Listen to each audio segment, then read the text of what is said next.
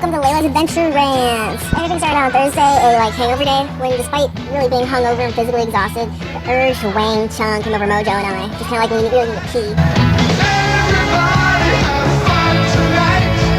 Now Wang Chung was one of the new wave bands from the 1980s that continuously played on the top 40 radio from 1983 to 1989. Or it was on everyone's wedding DJ list for the pure fact that your creepy uncle could show off either his new dance moves or show off that he's hit. They have really good hits like Everybody Have Fun Tonight or Dance Hall Days.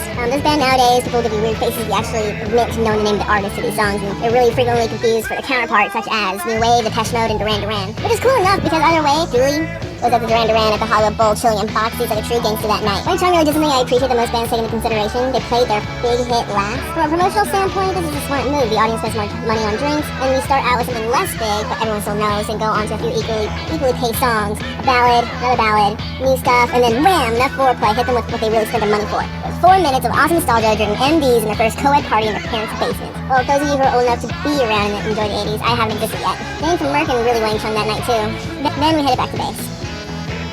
Friday, I had to wake up early to catch a train to LA to spend some bonding time with my brother and guitarist, Getzel. The train took all day, but at least I got to K-Town enough time to sit beside his head and share enough whiskey to kill us both. The next morning was really a hard one to wake up to. It stopped being all cool and breezy outside, so I started getting hot again. I really wanted to blow my head off, but then I remembered I got a +2 Thrill Kill Kult at Los Globos that night.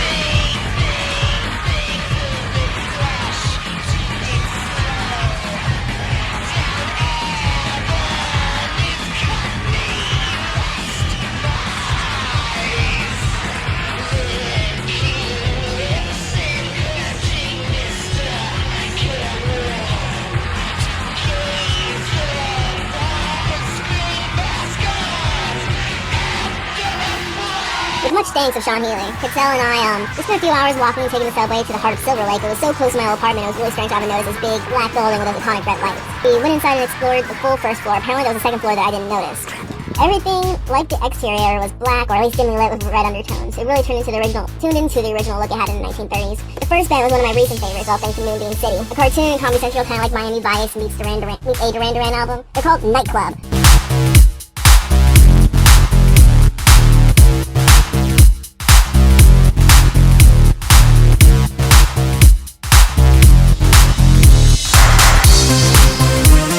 Best performance of the night in my opinion. They had dashing Mark Brooks and the hyperactive and beautiful Emily.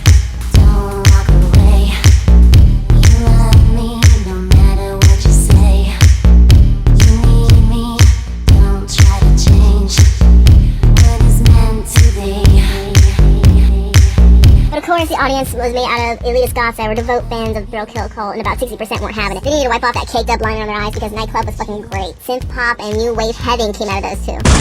Oh yeah!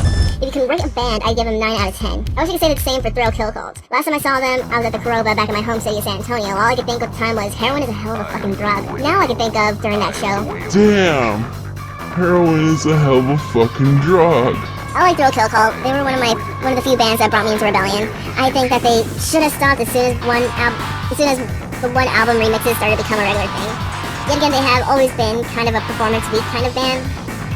There's so much to listen to the album rather than to go see them live. It's kind of like KMFDM. Hey, keep it up and I'll add a KMFDM album to the list. They're really awesome live, KMFDM, but it's just their older stuff is music greatness. A remix album. It's probably good. But nowadays, their CDs can be used to torture small children.